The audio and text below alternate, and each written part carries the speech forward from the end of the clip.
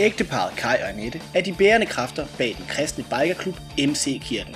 Det kan måske virke som en underlig kombination, men for dem går motorcykler og kristendom hånd i hånd.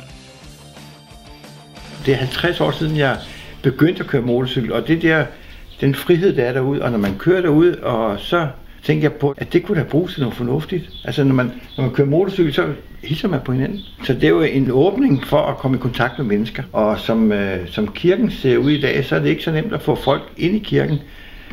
Og så må kirken ud til folket, og det er det, derfor vi har MC Kirken.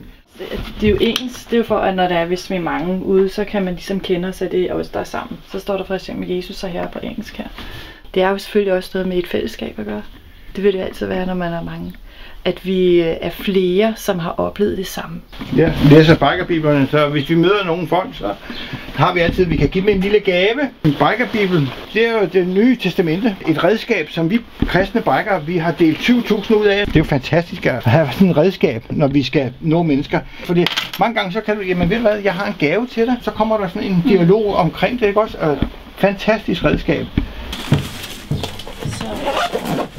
Det skulle jo gerne være naturligt, når man snakker med mennesker. Det skulle ikke være sådan, at man banker folk oven i hovedet med omvendelse og bod og hvad ved jeg. Det skal jo være naturligt, ikke også? At få nogle gode samtaler med folk. Ja, og vi accepterer alt muligt. Accepterer alle folk, hvor de er. Det er ikke op til os at dømme nogen som helst. Overhovedet ikke. Vi tager ind til Køge, så snakker man med folk derinde. Der plejer at være marken, og det er rigtig hyggeligt at snakke med folk derinde.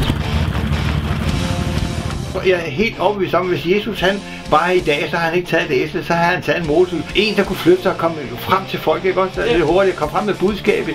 Så det skal ud jo.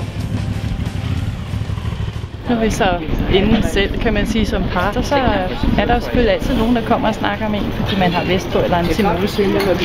Så snakker vi jo bare om alt muligt, og det kan også være, at vi snakker om tro. Det er jo ikke helt umuligt.